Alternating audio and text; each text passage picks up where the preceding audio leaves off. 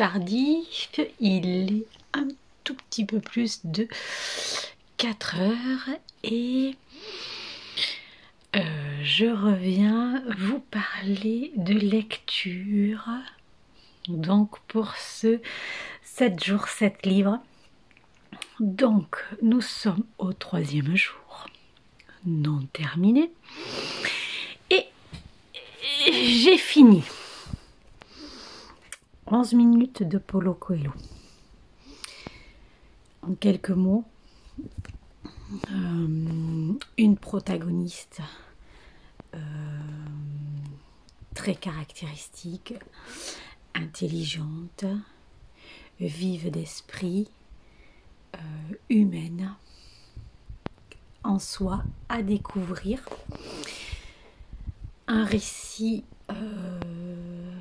introspectif, mais pas que, très incisif.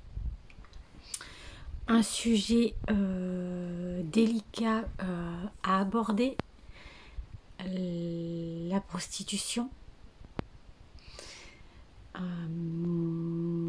Mais au-delà de ça, c'est toutes les thématiques qui vont être liées à quelle est la recherche d'une vie pour une femme, quelle est la place de l'amour, quelle est la place de la liberté, quelle est la place pour les questionnements de choix de vie, de chemin de vie, de parcours de vie.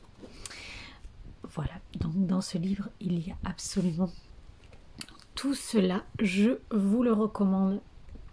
C'était une excellente lecture. À chaque fois que je lis cet auteur, je ne suis pas déçue. Donc voilà, je n'ai aucune idée vers quelle porte d'entrée je me dirigerai pour à nouveau découvrir sa plume et surtout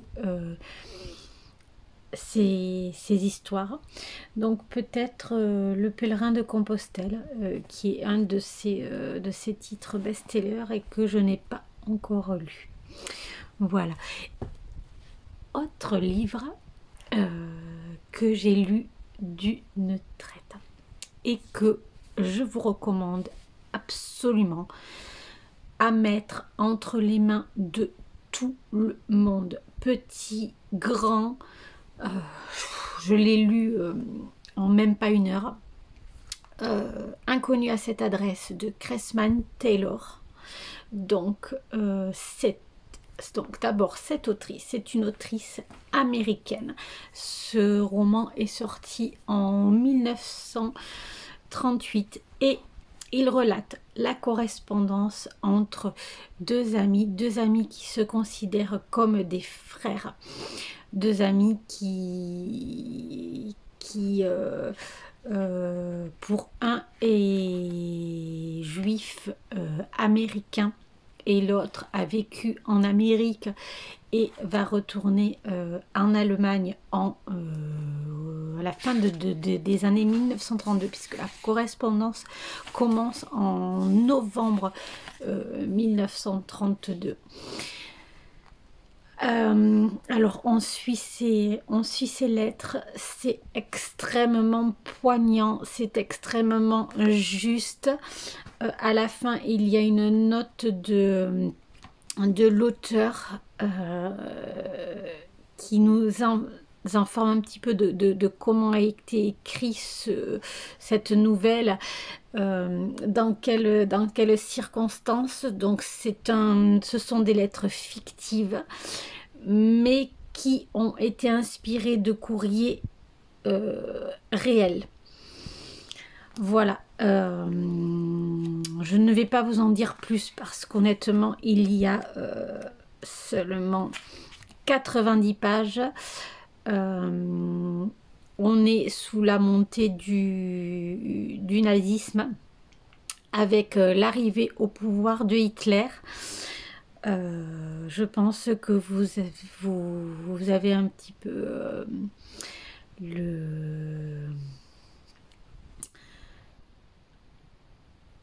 la peinture de ce que peut être, ce texte. Et en parlant de peinture, donc ces deux protagonismes, ces deux personnages donc qui s'écrivent une correspondance, tiennent une galerie ensemble. Donc ils sont vendeurs d'art. Voilà. Maintenant, que vais-je lire? Oui, parce que je ne vais pas m'arrêter en si bon chemin. Je vous rappelle que nous sommes dans un 7 jours 7 livres et que je compte bien mettre tout ce que je peux à ma disposition pour pouvoir réussir ce challenge. Donc, il me reste... Hop, je les attrape.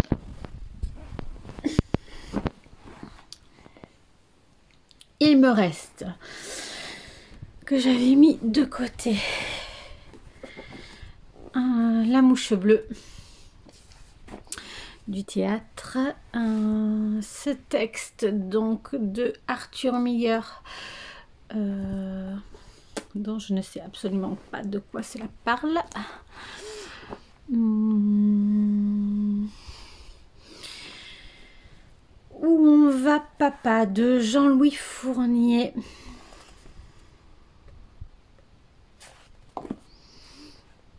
Histoire du véritable gribouille de George Sand.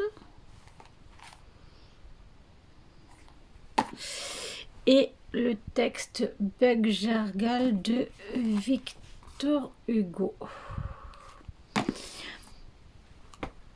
Alors, je les ai sous les yeux. Il va me falloir un petit peu de temps pour voir vers lequel je vais me diriger. Je vous dirai cela un petit peu plus tard.